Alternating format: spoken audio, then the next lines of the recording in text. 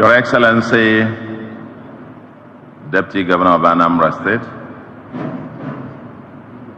the Chief Judge of Anambra State, the Speaker of Anambra State, the First Lady of Anambra State, my lords, spiritual on all sides, Ndigwe, Your Excellencies, the former governors of Anambra State, I will not go in a strict order, but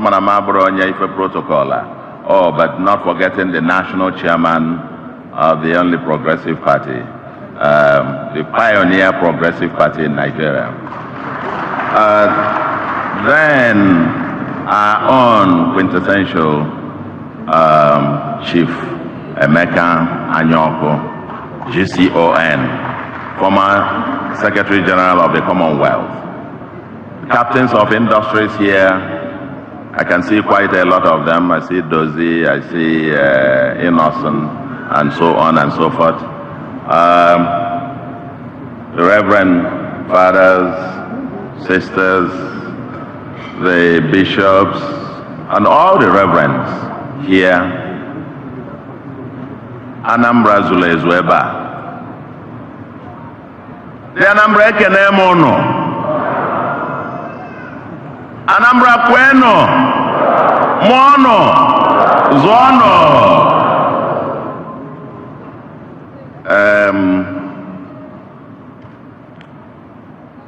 Today, it's for us, for me actually, it's just another day. We weren't quite sure if we are going to have a celebration to mark this second year anniversary. If it had fallen on an ordinary day, we would have let it pass. In fact, we thought we were just going to use the day of the second year anniversary to go on with the commissionings that have been going on. But then somebody reminded us about 2 weeks ago that it falls on a Sunday. Quite frankly, I would have just gone on to the St. Patrick's Cathedral to have a normal church service and go home. But we thought that the people who wanted to attend wouldn't be able to contend in the cathedral. And so we decided to carry the Thanksgiving normal mass on Sundays to this place. And I want to thank all of you who have made out your time from all over Nigeria, the clergy, my Lord Bishops, the Reverend Fathers, for officiating at this particular auspicious moment. Today is a day that we thought, and we've tried to make it as exclusive as possible for the Anambra, who are our employers. 2 years ago, myself and my deputy, Dr. Onyeka Bezim, took oath of office as your chief servants. We went to work, as the bishop rightly said. Right away, they will work for about 8 hours and 45 minutes on the first day. No fanfare, nothing. The next day, we were in Okpoko and began the journey. Today, we've come to report to you some aspects of what we've been able to do, given the context of the time that we came into office and given the challenges of the time. But in spite of it all, I want to say to all of you, in summary, that the state of Anambra, as has been attested to by the bishops, and Chief Emeka Anyoko, the state of Anambra is strong. The state of Anambra is strong and is getting stronger and will be getting stronger as the years go by. Tomorrow we'll be back again in Okpoko. We'll be back in Okpoko to commission about 12 kilometers of road of the 15 kilometers already started. A pipe-borne water will be running in Okpoko with the street lights, and yes, for the first time in history, a general hospital will be opened in Okpoko tomorrow.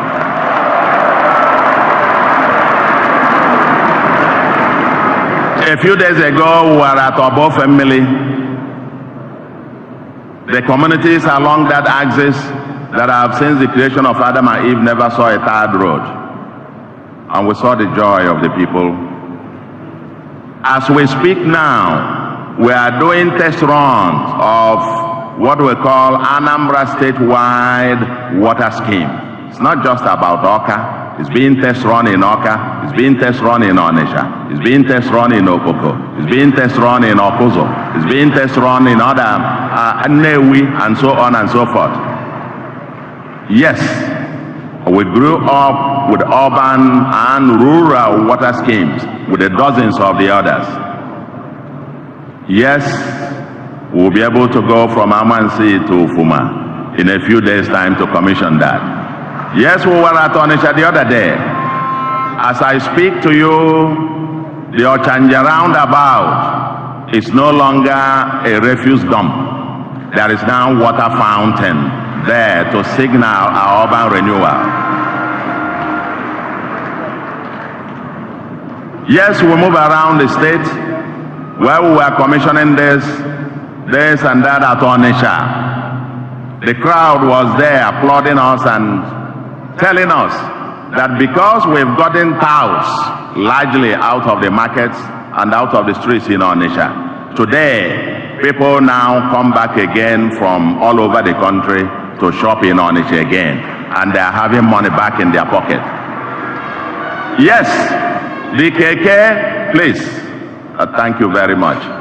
We haven't got the time. We just have to, I just want to say a few things to all of us, just to tell you that you employed us this job under some circumstances which we won't elaborate upon.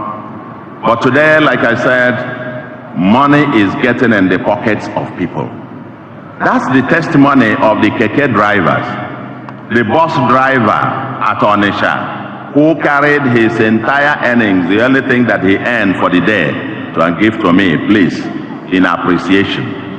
That his mechanic, their vehicles used to go for mechanic once every 3 days or so, but not anymore, and so on and so forth. And that the cost of maintenance now down, the cost of the affairs also, and that's the story we were told along the line. Those who are no longer paying school fees in schools, because we now have a truly free education in public schools, that's money back in the pockets of the people. Or those who are having free antenatal, free delivery in our public hospitals, that's money free in their pockets. All I want to say to you, dear friends, is that when we took over office, we told you that this is an agenda with a deadline. And being an agenda with a deadline, there are no excuses. No excuses whatsoever. Yes, we promised in the Anambra that we will be laying the foundation for us to move on, to lay a foundation to have that what we call African Dubai, Taiwan, Silicon Valley. Dubai as a hub for commercial and logistics. Taiwan as an economy that built on human capital resources to build a most powerful industrialized nation. And Silicon Valley, because our future lies in technology and innovation. That's the nexus of what we want to do, the Anambra of our vision.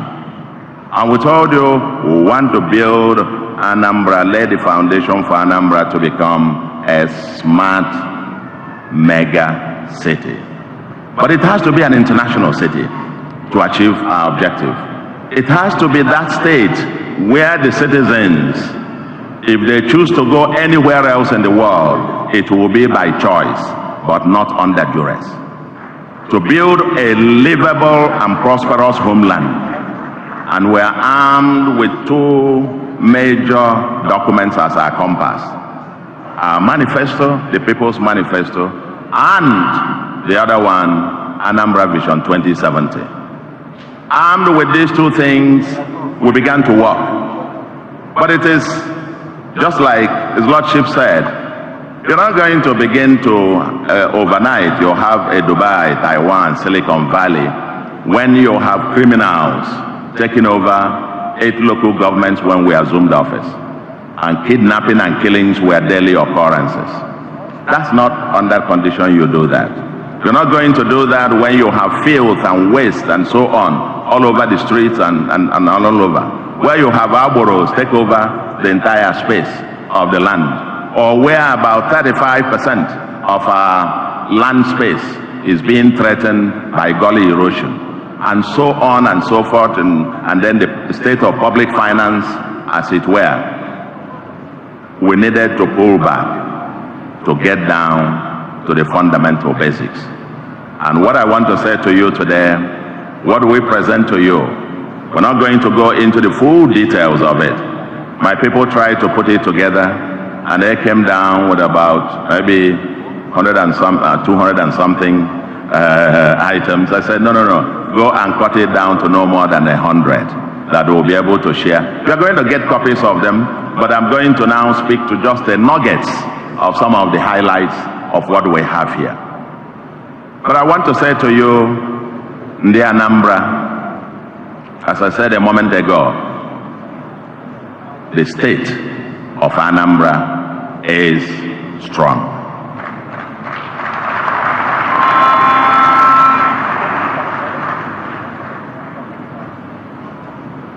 Now, in terms of our journey so far, as is public knowledge, we have 5 major pillars. That's actually the pathway to the future. The pathway to today and that of the future. Where we are trying to lay the foundation for the next generations, we are also mindful of today, because the people must live today. But let me share something very important with you. And like we said, no excuses. The times are challenging. And it is very important that we take this message away.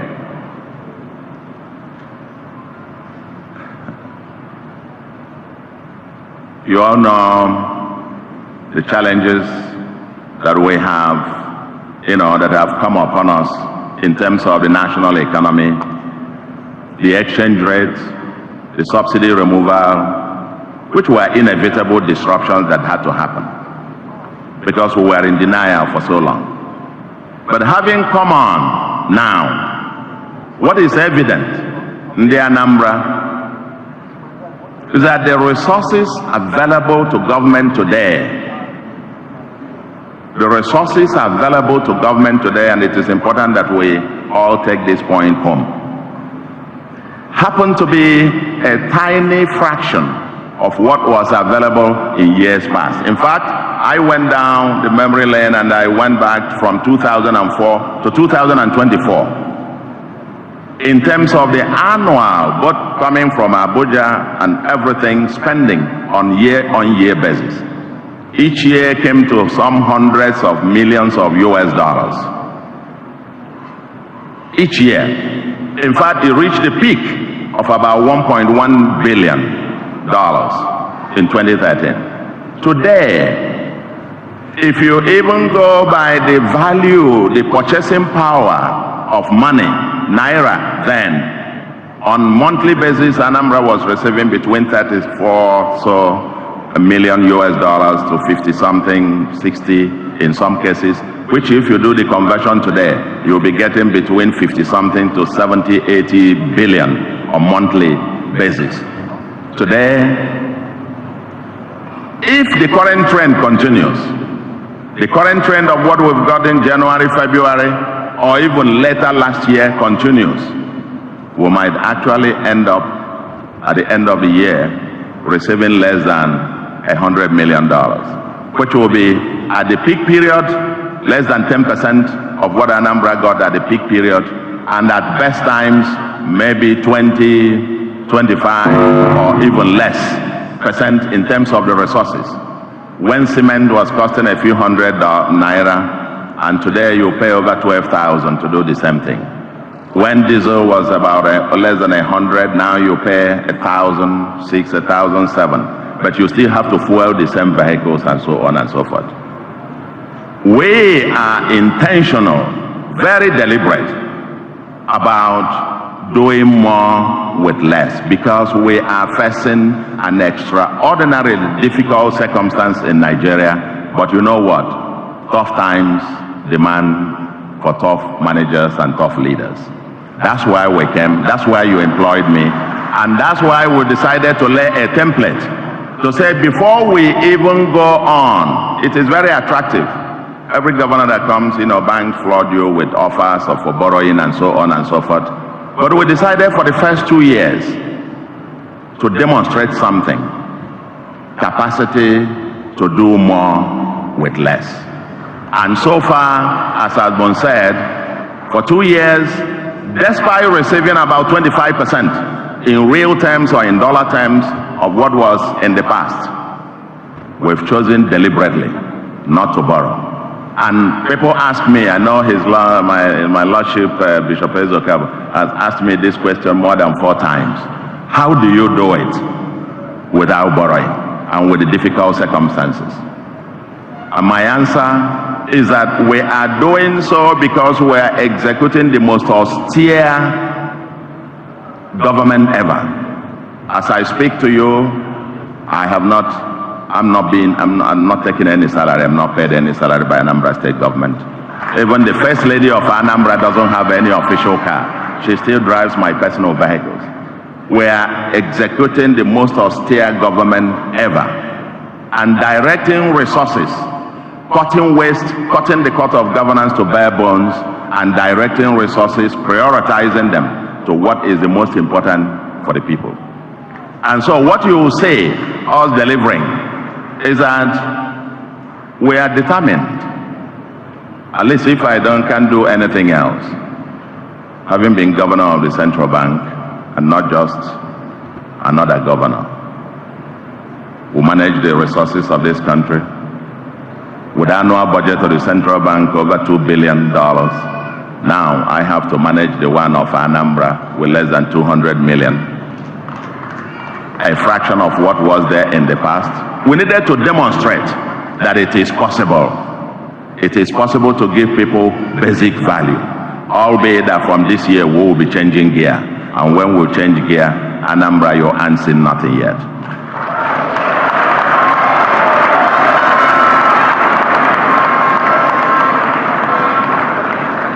Yes, while still talking about this point, it's important for me to highlight because I think Your Lordship, you did mention something which is part of the reason why we came. We are of the All Progressive Grand Alliance. Our motto is leave no one behind. If you see the way we have prioritized governance, we've given priority to all those neglected, those who are left behind. That's why we are prioritizing free education, free antenatal, free delivery services, including cesarean for pregnant women. That's why we are prioritizing those areas that have never seen anything. The places that have never seen hospitals, we are building 5 general hospitals in areas that have never seen that before. Yes, we care for the downtrodden when we say that these poor people, peasants, petty traders, and vulcanizers and hawkers should not be taxed anything. That's because of who we are. But guess what? There is a binding resource constraint. If you were to take the entire revenue of the state, what comes from Abuja, what we generate internally, and put them all together, and just put them in this hall, and line up all the citizens of Anambra and share it to them. My lords, each person's share will come to about 2,800 and something naira a month. 2,000 naira, 800 and something naira a month. It is from that 2,800 and something per person per month that we got to pay salaries, that you have to build roads, that you have to provide water, that you have to employ teachers, that you have to do this, that you have to do that, and pay pensioners, and pay all of those, all from the 2,800 and something naira per person per month. This is what it comes down to. You can decide to bring it all and share to everybody. And so we shut down everybody. No road, no water, nothing else, and give each person 2,800. And what would that do for the person for the month? It is important that we get this context. That today, because of what we are doing and giving people value all over the state, property prices have shot up. They were telling me in Onitsha, there are now places that it costs about $1 billion to buy a plot of land. Here in Onitsha, people along Awka North, where property prices used to be maybe 1 million or thereabout, a plot is now 15 million or thereabout. People are getting richer. Okada drivers are having money in their pocket, and so on and so forth. That's how you manage the little resource you have. Otherwise, you bring it and share out, and everybody goes home. And yet, everybody will be hungry. But all we say to you, Ndebai, Bona, with where we have been so far, we assure you of one thing, that every kobo of Anambra's resource entrusted in our hands will be able to show you where it is going. We will show you where it is. And if we ever borrow, if we borrow, and you do borrow when you have genuine reason, no business grows without borrowing. But not the kind of borrowing that was the norm. We prioritize this. We spend these first 2 years developing feasibility studies, project financing capabilities, and so on. And when we borrow, we will show you the projects that they go into and how those projects will pay back the money itself.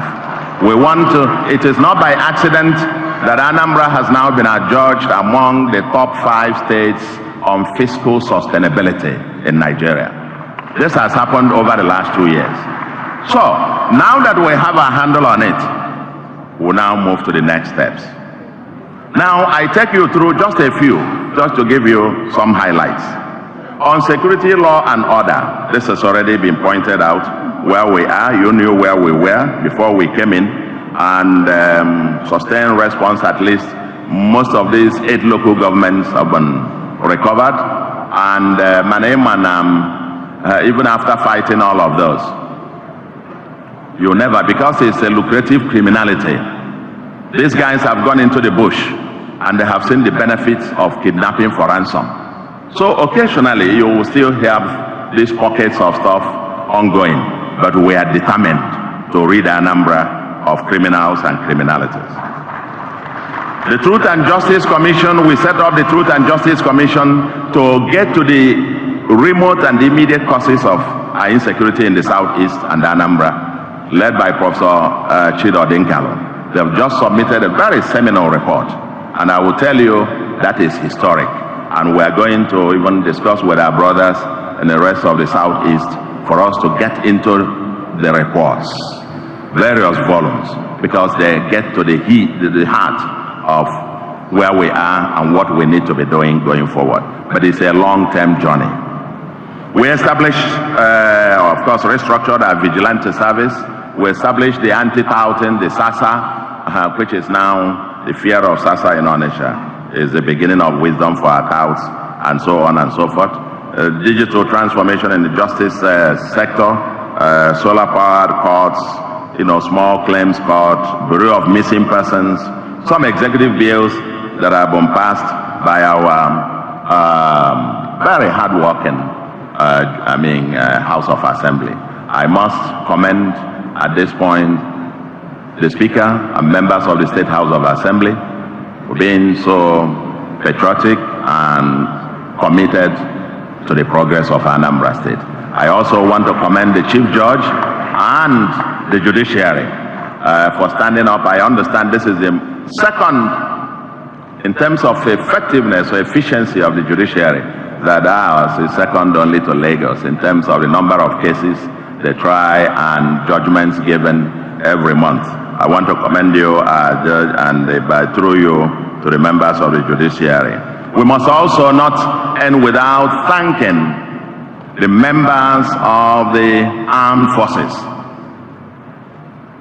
The Army, the police, the Navy, the DSS, the Civil Defense, and they also are very able and capable vigilante service.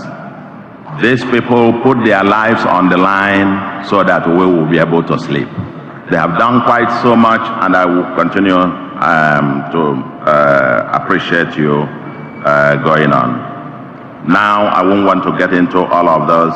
On infrastructure, that has been said that about the extraordinary delivery of our infrastructural development. Because when we came, you asked in the Anambra on a needs assessment, what's your number one need? They will tell you is what? Roads.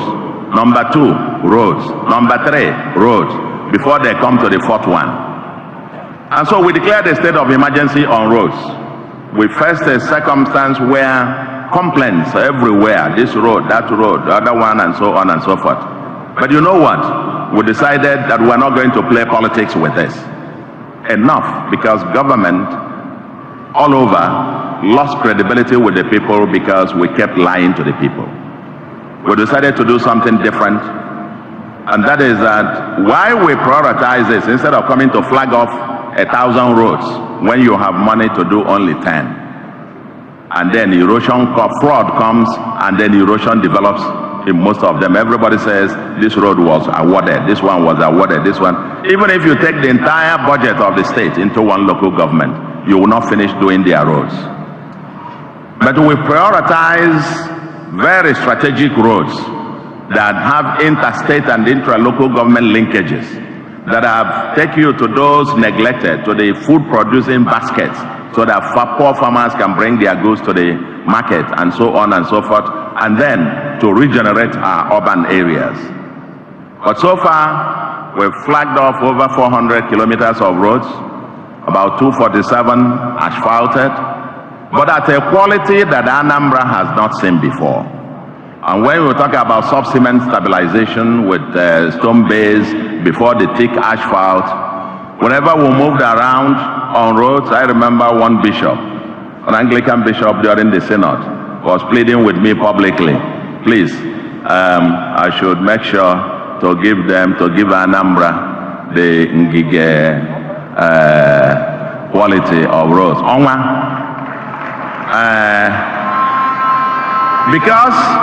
Because tomorrow has to be better than today.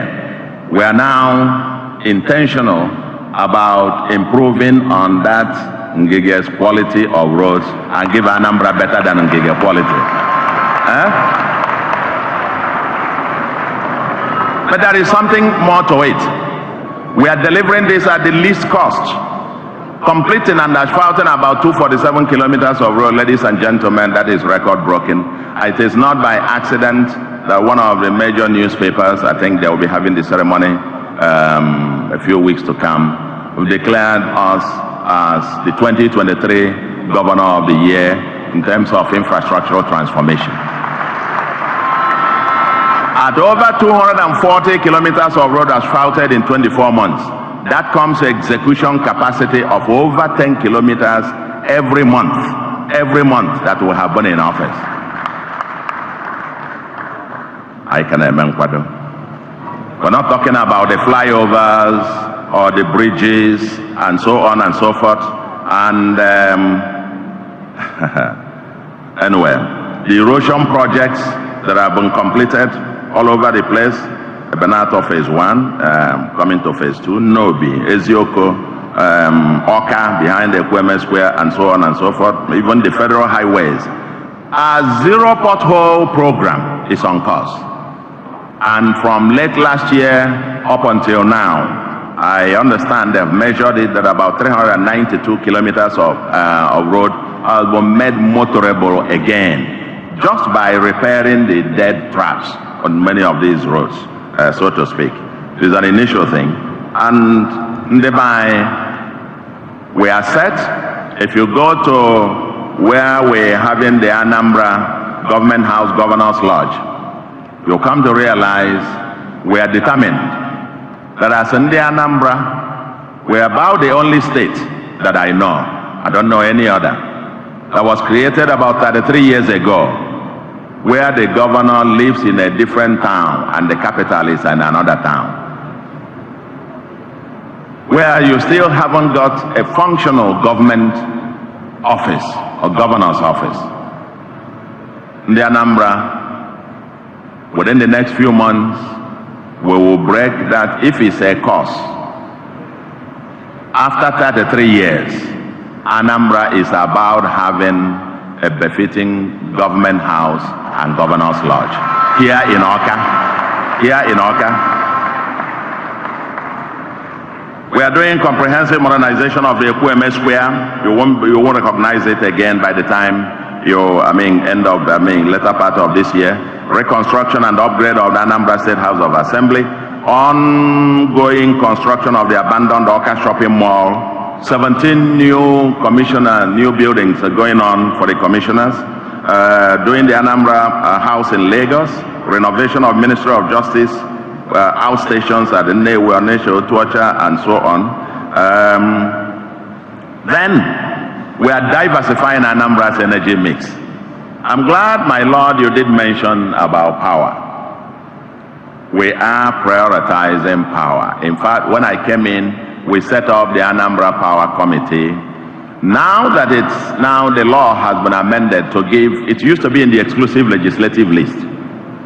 Now it's now in the concurrent legislative list. And I can bet you we now have a multi-stakeholder team working day by day for us to crack the power puzzle for Anambra. Because, as you rightly said, we can't go where we want to go without having guaranteed power.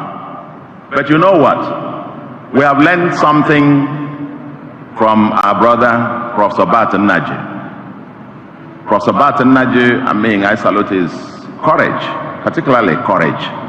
It takes a very courageous fellow. It took him 20 years, and his company, Geometrics, to deliver the Aba Power project. We have learned from how he did it, and our team is working. No, it will not take that length of time. Anambra will, I wouldn't begin to tell you, I know how long power. Many people have talked about power in the country, promising, within 10 months, to start one power plant and complete it, you probably need at least 3 years. To start one and complete it, you need at least 3 years. Professor Naji took him 20 to deliver uninterrupted power in Abia. What we can tell you is that it will take Anambra. I won't begin to tell you how many months or how many days and so on, because Anambra will see power when we are ready with it. But beyond this, we have gone on to now convert about 26,199 solar light lamps into solar. We are moving also to solar. About 1,000 new solar street lights, solar in public offices, solar powered water schemes, and so on. And so we will be diversifying. It won't just be the normal gas powered electricity, because today in Nigeria, because of the gas issue, you would have noticed all over the country today, power supply has come down all over the country, because essentially part of it is gas powered generation has been having problems in the country. We extended electricity infrastructure to unserved and underserved areas, including places where we're heading to Nzam. We will get there. By the way, part of those places, jinx that we are breaking, is that for the first time, the only local government in Nigeria that I know that you cannot drive to, the headquarters, the local government headquarters that you can't drive to, happen to be Anambra West. And by next week, we will be ready to drive to Nzam for the first time in history.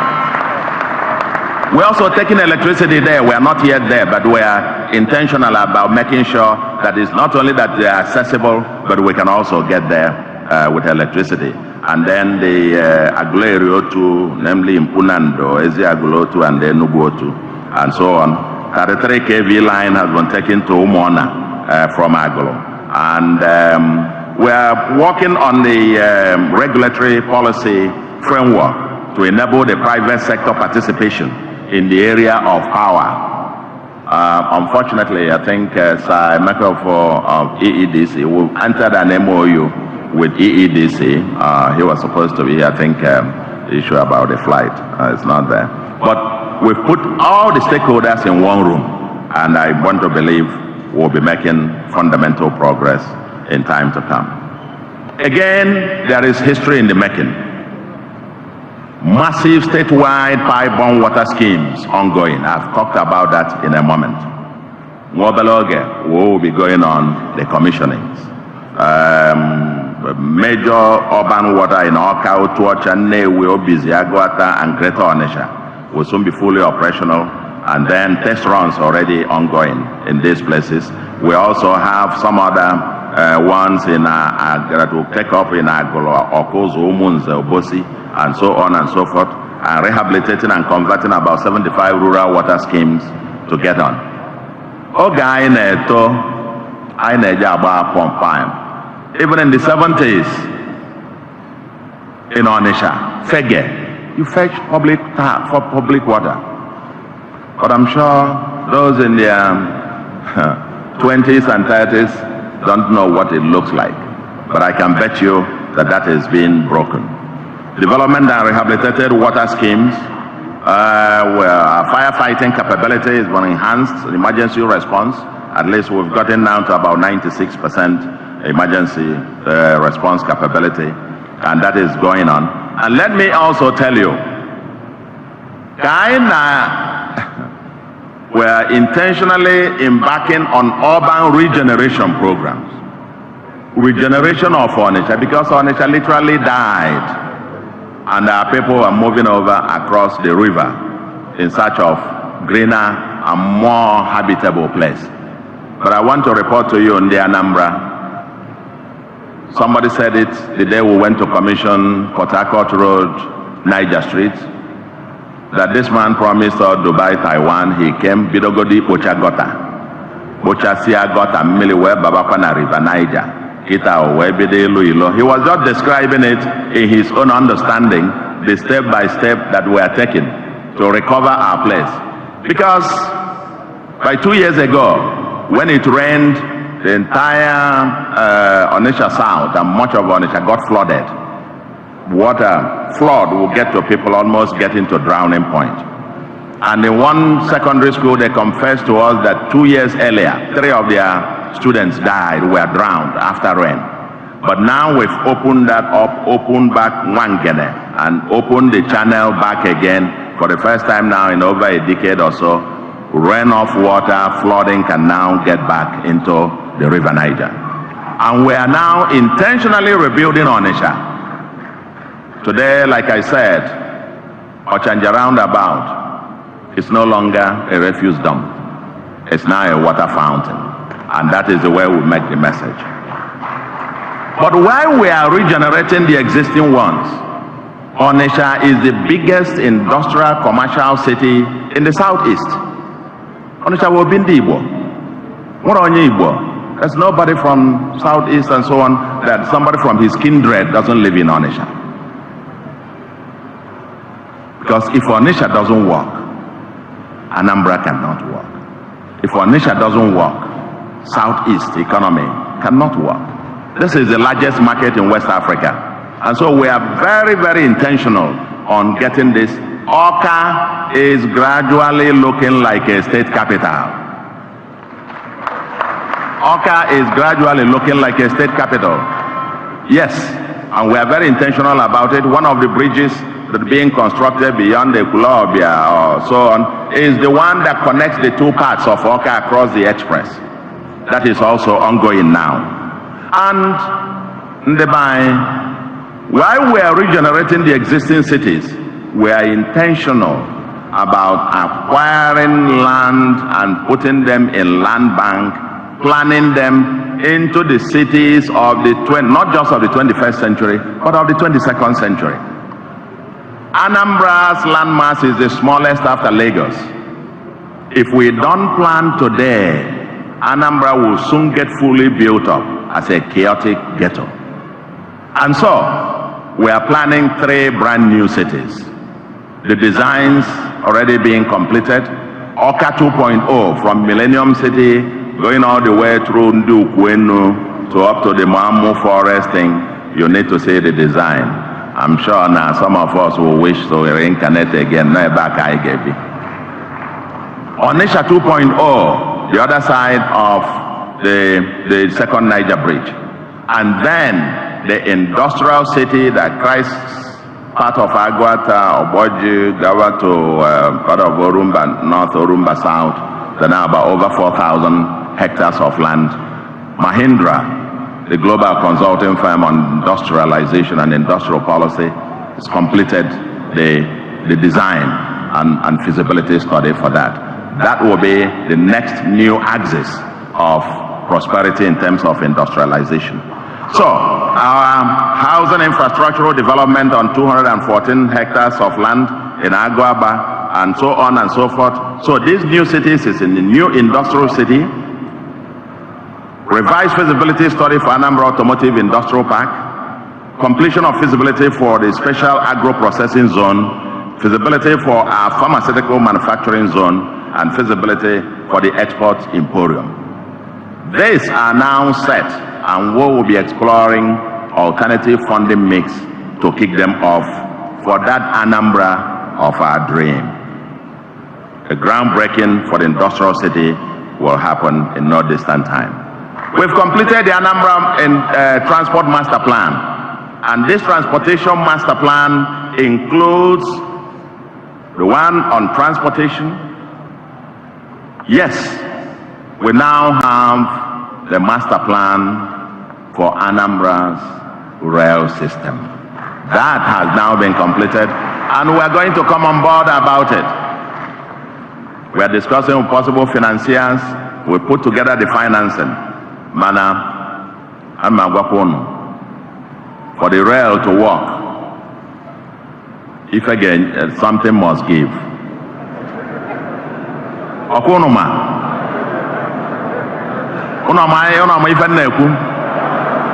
Because there's this woman at Nobi when I went on a campaign and I was talking about possibility of a flyover at Nobi. The woman kwaka same omakakwa kama yeye metukana shop.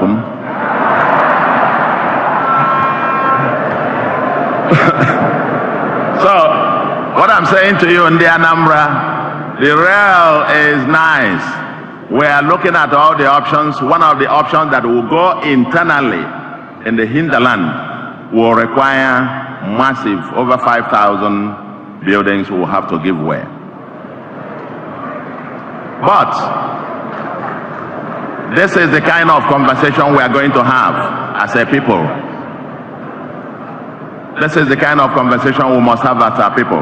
But let me tell you, the other two parts of this process is that we now have a master plan also for our water transportation system. And yes, the very critical one is for our road infrastructure. The best time to have, best time to have planned our transportation master plan was maybe 50 years ago. Now everywhere is being fully built up. Almost all the federal roads in Anambra need to be dualized if we are thinking about the next generations.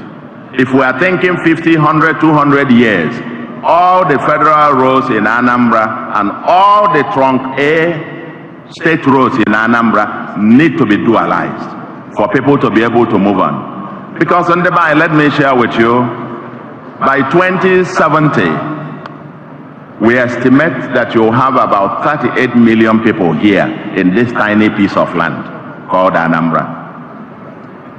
It will be impossible for anybody to move around. Impossible. And this administration is determined. Yes, there is a saying that politicians worry about the next election, but statesmen worry about next generations. We are very intentional worrying about what happens the next 50 years, the next 100 years, the next 200 years. That's how other countries were built. That's how Dubai was built. That's how Taiwan was built. That's how America was built. They thought 1,000 years to come, how will it look like? And you start planning today. It's not when you get there, then you start talking. Today, you find people trading on the street and so on and so forth. We need a master plan, and we have now developed the master plan for rail, for land transportation, and for water transportation. It's now changing gear to execution.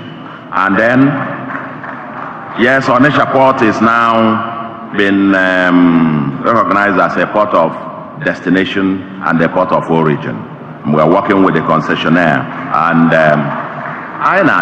Anambra will regain its pride of place as the hub for logistics and for commerce. Petrol-powered vehicles to CNG and so on, upskilling in the Anambra in transport, hardware, and maintenance, innovations towards efficient traffic management. You can see that all over the state. Atma, it's not comfortable for a lot of people, but we must do that. People running one way and so on and so forth, they don't want this to happen. We must have a state of law and order, and that is the only way, again, people can move around within the sustained little thing that we have. We are interventions and modernizing our markets. Yes, my Lord, you mentioned coconut and palm revolution. Our target here is simple.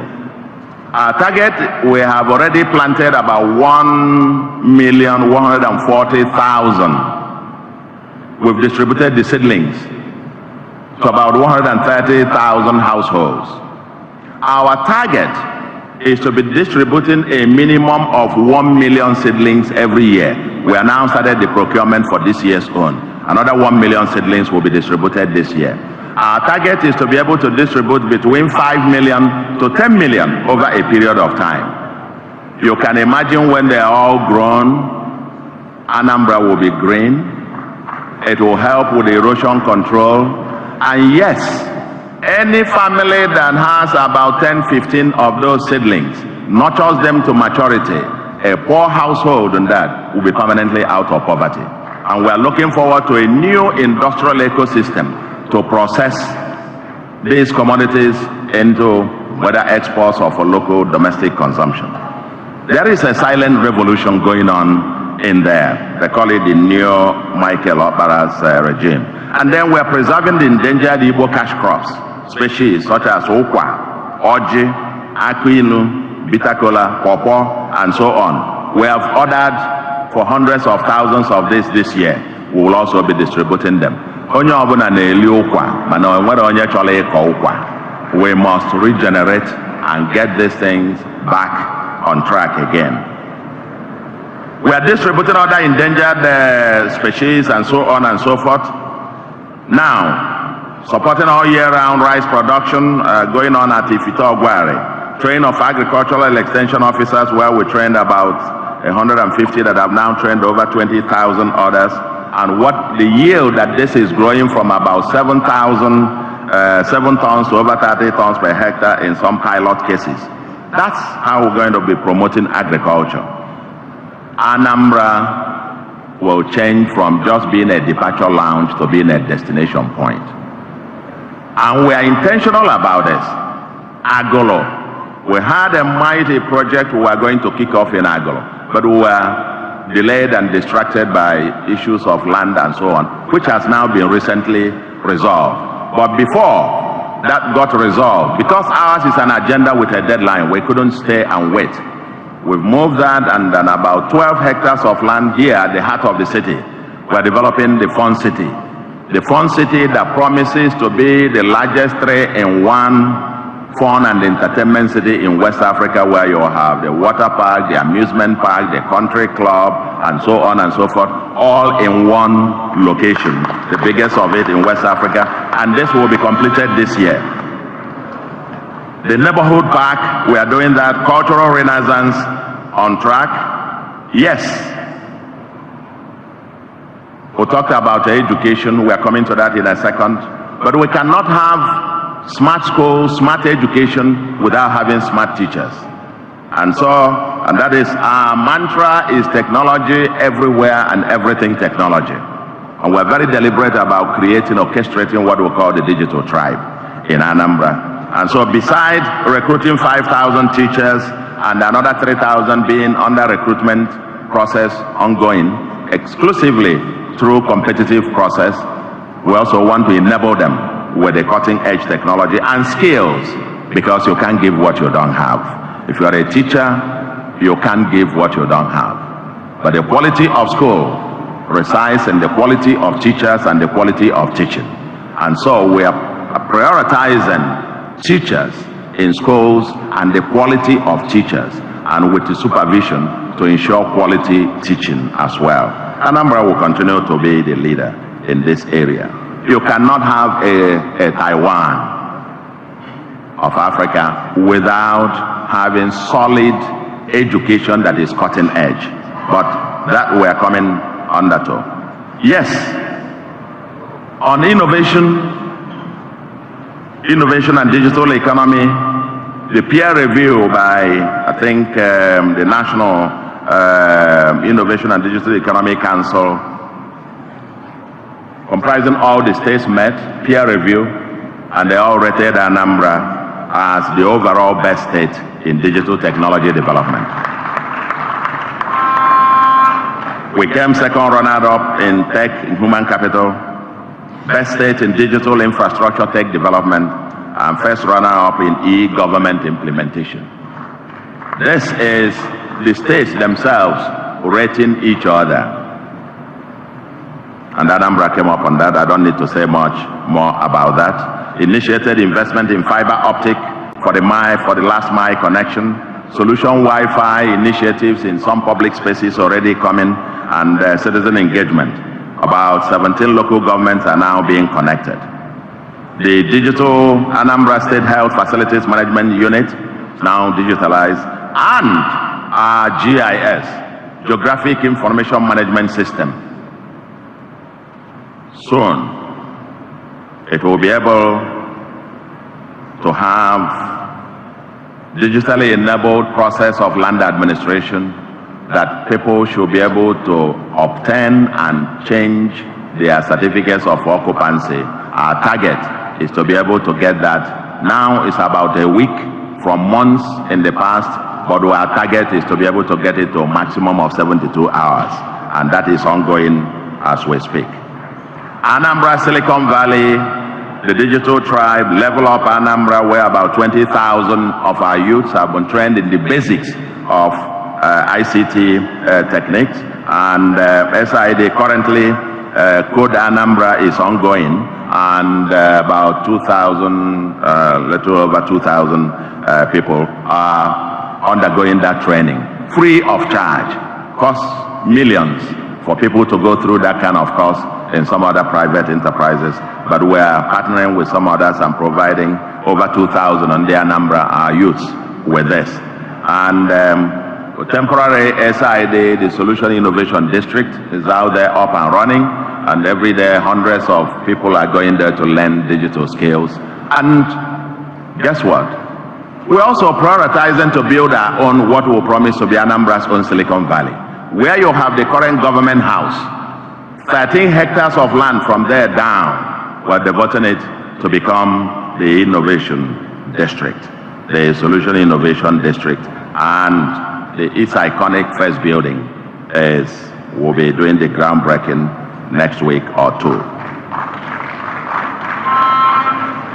Investing in our greatest asset, which is our human capital. Human capital is our greatest asset. We've mentioned this about education. We won't overlap that enough. Education, education, education. Our human capital is our greatest asset.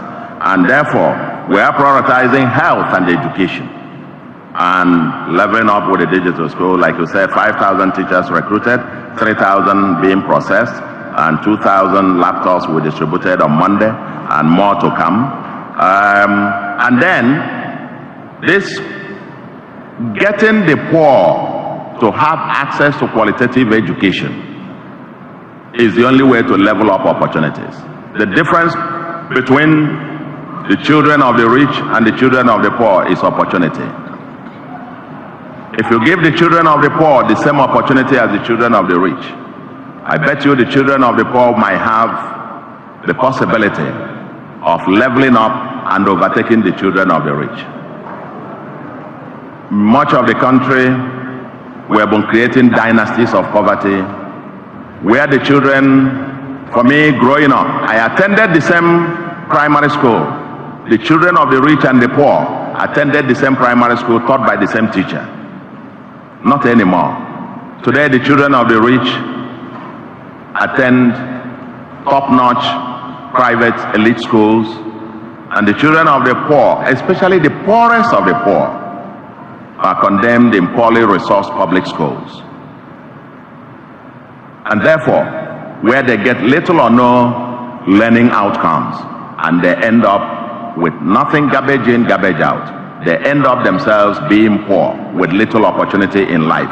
And their own children end up also being poor. So poverty becomes a dynasty in a particular house. And though the only way they escape from poverty is through criminality, we must end these dynasties of poverty by providing qualitative, accessible education to the poor in particular.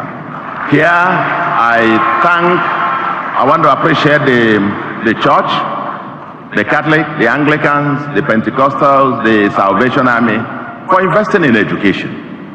Keep up the good job in terms of what we are doing. We'll continue to support to the extent that we can. But we are very deliberate about that the system is as strong as the weakest link. The weakest link in our educational system today is public sector provided education system.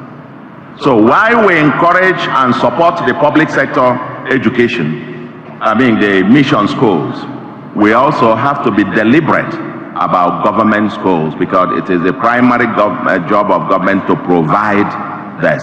And so we are working very hard on this, and with our free education thing, and we are getting teachers to all these schools now. Enrollment has gone up about almost 19% now in public schools. And as we are upscaling about 60 schools to become smart schools. Our public-private partnership is at work. Private individuals are also investing now in our school and hearkening to our call for them to invest in this. We have won several, we continue to win national and international recognitions. Our people in the Anambra continue to represent the country in national and international quiz and debating competitions and bringing home laurels. For the mission schools, it's important to underscore that that there is a boom. That's what I have been told, the boom by government in terms of our support for mission schools. A few months ago, we doled out about 1.524 billion as grant to return mission schools, and then another 700 million for mission tertiary institutions, bringing it about 2.22 billion to mission schools. But then we must also point out, for the first time in history as well, the schools owned by the Pentecostals received grant from the state. And point out that in the recruitment that we did for primary schools, 80% of the teachers who recruited for primary schools went to mission schools, mission return schools. And we pay for all these teachers plus the old ones that we have. As we speak currently, even before the minimum wage and consequential adjustment, it costs the state about $1 billion a month to pay salaries of teachers that are in the mission schools, so to speak.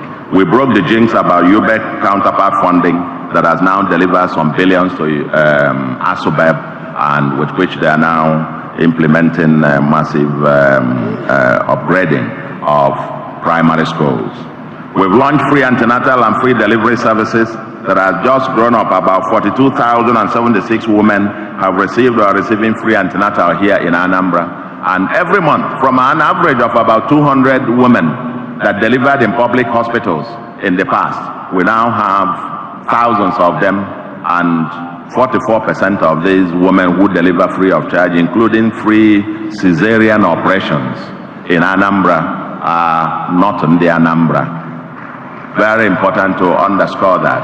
And I think I understand na onye dizi ime ona agbadata Anambra ka oje muo nwa free. Kama anyị si ụmụ nwanyị onye na-amụkwa anya were nwayọ ya na-amụ na ọ ga-azụ. Health access to neglected communities. We are building 5 general hospitals. And guess what? All these 5 general hospitals are in the communities that are large enough but don't have health facilities, or in local governments that never had general hospitals. And all these 5 general hospitals are in the Anambra North Senatorial Zone. The governor comes from the south, the deputy is from central. But we are intentional about extending these services to the people where they are needed the most. Anambra West will get a general hospital. Enugu to Aguilera will get a general hospital. Then you come to Anako in Ayamelum. Then nobody will believe that Onitsha South never had a general hospital. And of course, Opoko. We're building 5 brand new general hospitals and refurbishing. We have finished refurbishing 3 of them. We will be commissioning in a few days to come. And in the era of hospitals without medical personnel, we have employed over 1,000 health professionals in our hospitals and so on. Primary health centers, over 326 of them being renovated with solar equipment and so on, and the introduction of telemedicine that you connect them from a call center. Once you have access to a primary health center, you have access to a doctor through the call centers and so on and so forth. Where, cervical center for screening for women, general hospitals that we're refurbishing and so on and so forth. Emergency medical services, medical oxygen production plants and endoscopy at Onitsha, enhanced disease surveillance, drug quality control. We distributed about 3.8 million mosquito nets in 2022 when we came in. Healthcare infrastructure, sexually transmitted gender-based violence, and so on and so forth.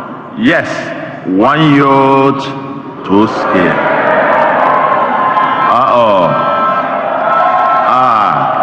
No, thank you very much. Thank you.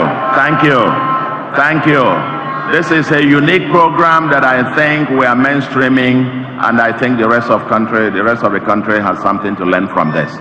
This is rooted in the Igbo apprenticeship training and mentorship scheme, where we'll train them in 2 skills, basic trade skill, then entrepreneurship skill, and then we'll empower them with about 2 billion and another 2.5 billion available for concessional loans to them.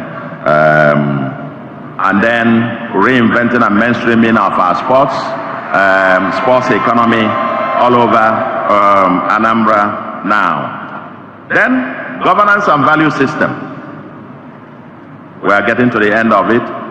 It's important to underscore this, that what underpins our agenda is this one people, one agenda philosophy in governance. Yes, we're one people, one state, one people, one agenda. We are prioritizing the fact that, yes, Anambra is predominantly, probably 99% Christian state. But then you needed to bring everybody together. I am very happy as I look around here.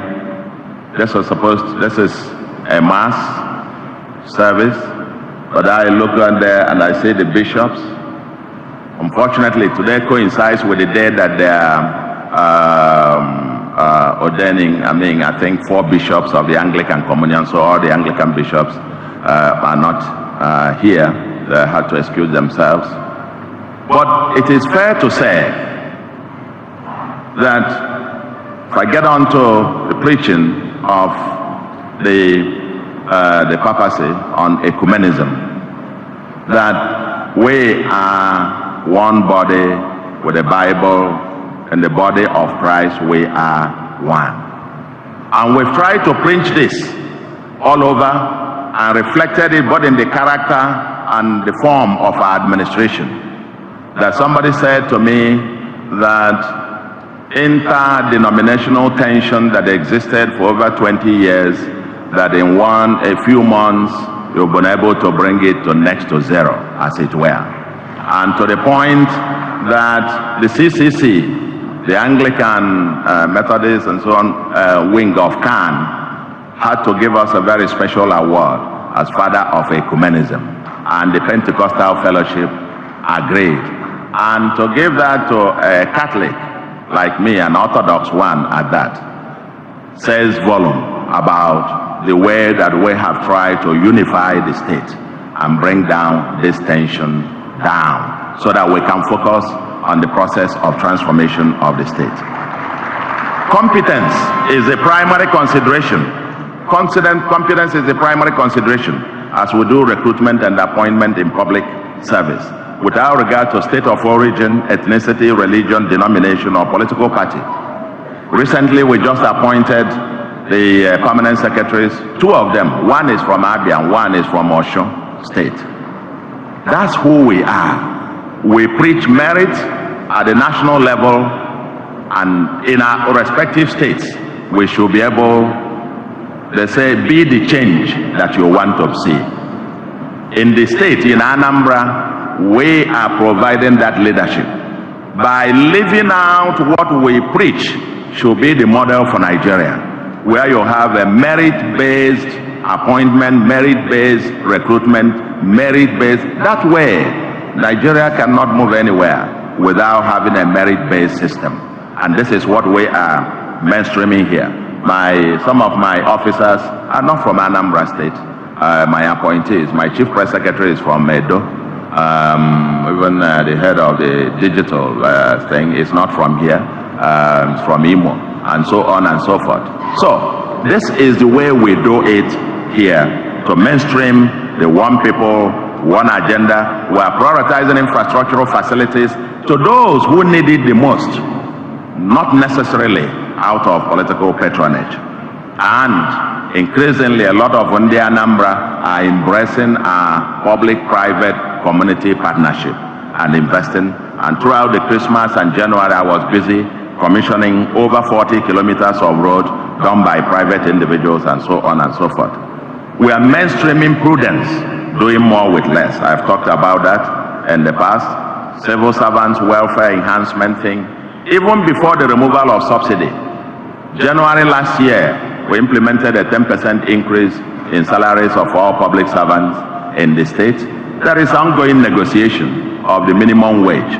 Whatever the outcome of that, Anambra State will be on course to do its own bit. And of course, to mitigate the shock of the system, I believe that Anambra State is one of the few states that implemented the wage augmentation program last year. We did it for 4 months, and I can bet you we are not going to count states on our fingers that did the same. So we did that despite the mega resources that we have. The digitization of budgeting and so on and so forth, I don't need to bore you with all of those, and our procurement revolution, mainstreaming of healthy living. Soludo is here. When I say healthy living, then we're mainstreaming the Made in Anambra, Made in Nigeria strategy. The same is still with my Akwete. My Akwete at the beginning, my Akwete today, my shoe, either Anambra or Aba. Awka, innocent, remains that. Whatever it is, we'll continue to drive it, because that is our own. That is our brand.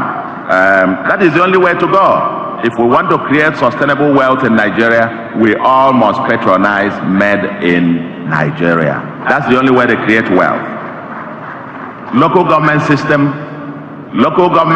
the way it was when we came, we needed to put it back in order. Put its finances in order, because pensioners of the place, I think they were not paid pension arrears of about 4 years. We now need to begin to clear up this. There are a lot of things that hold them together.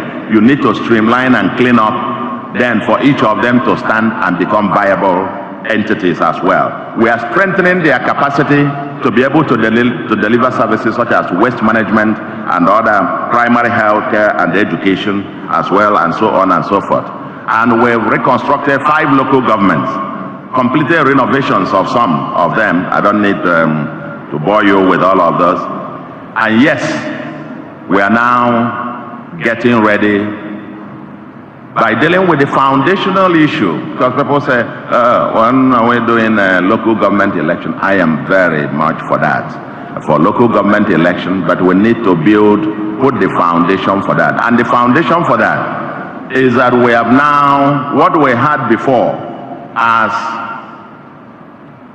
the Independent Electoral Commission law of Anambra for purposes of local government was quite neither here nor there. We've now embarked on a comprehensive review of that particular law to bring it in tune with modern practices and even consistent with part of what we have at the national level and so on. And the draft bill is now with the House of Assembly. Once it is passed, we will set up the Anambra State Independent Electoral Commission and put them the resources that will be required to organize local government election. Leaving no one behind, reaching the unreachable parts. Of course, you saw me go to Olumbanasa and so on and so forth. Community tussles resolved in over 130-something communities. Radical changes in land administration, I mentioned that. And mortgage transactions, rise in ease of doing business. Yes. The 2023 ranking in ease of doing business in Nigeria ranked Anambra #1 among the 17 states in the southern Nigeria. And social protection policy consistent with our manifesto, we've initiated one of the most ambitious social protection policy. Flood resilience plan, continuously working towards professionalizing revenue enforcement and so on and so forth, digitization, mainstreaming urban renewal. I think I've talked about this severally. If the existing urban ones don't work, it will be difficult to get new ones started. Oboko. Yes, tomorrow we'll be there again. Oboko. I am determined to give these poor people a new beginning. We are determined to give them a new beginning. Oboko is the biggest urban slum in the southeast, if not in Nigeria, where you have more than 500,000 people in the most despicable urban squalor. Sewage, waste, no pipe-borne water, no hospital, no light, no roads. And by tomorrow, when we get there, like I said before, we'll be commissioning at least 12 kilometers hard roads. We'll be commissioning pipe-borne water that will be running, having street lights and the general hospital. Oboko will become, they say it will no longer called Oboko, it will now be New Heaven. A clean, green environment that we are working. Our environmental bill is before the House of Assembly. That will be, comprehensive to rescue the country, to rescue our place. The silting of drainages and waterways, sanitary inspection, tree planting, erosion mitigation measures, waste management, yes, waste recycling, and environmental conservation. That's quite a huge agenda that we are having there. And I want to say to you, that's quite a whole lot thing, but let me conclude by drawing your attention to say, if you are, we've been there for 24 months, 2 years, 2 years. Agenda and what's been done is quite huge. Ongoing, with, like I said, very minuscule resources. A tiny percentage of what was available before. But we are determined. In this year, 2024 to 2026, we are changing gears. And it's going to be about execution, execution, execution. We are exploring a number of funding options to deploy the optimal financing mix to accelerate the path of transformation. The agenda is heavy, and among other things, we will be accelerating on the following: deepening our security architecture.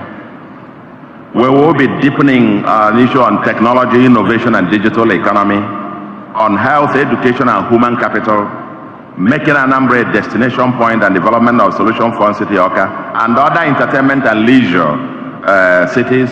We're coming back to Agolo. We've not given up on Agolo. That's a wonderful scenery that we'll have there. We're coming down there. Cracking the power, electricity, is at the heart of everything. But like I said, it will not take us 20 years to get there. And we would rather see the results rather than me talking about what and giving timelines. Transportation infrastructure.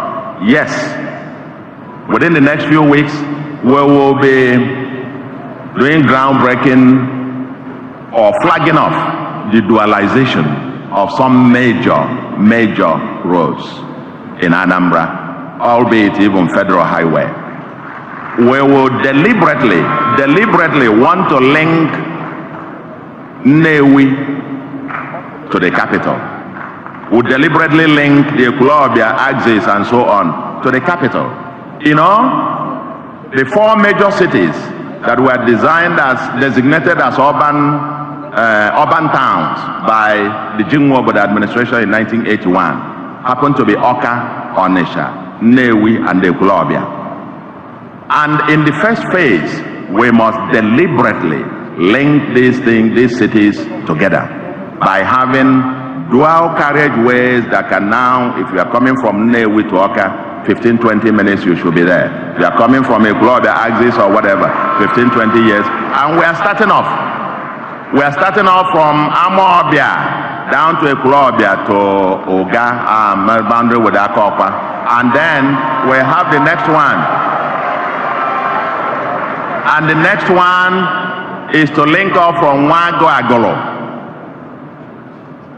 From Nnewi, you go all the way through Nobi, come on to through the Adazes. My Lord Bishop, come on, you know,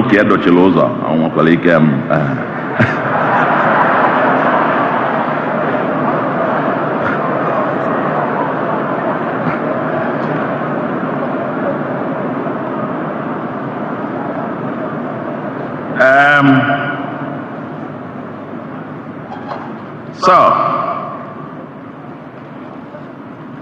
the power thing, the transportation, that's where and our public transportation system is going to be quite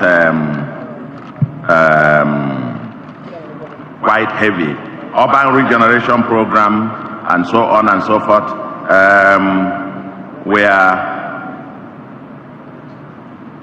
Is it our water schemes and so on? The agenda is quite long. This year, this for us is a non-election year since I assumed office. I don't know if you realize it.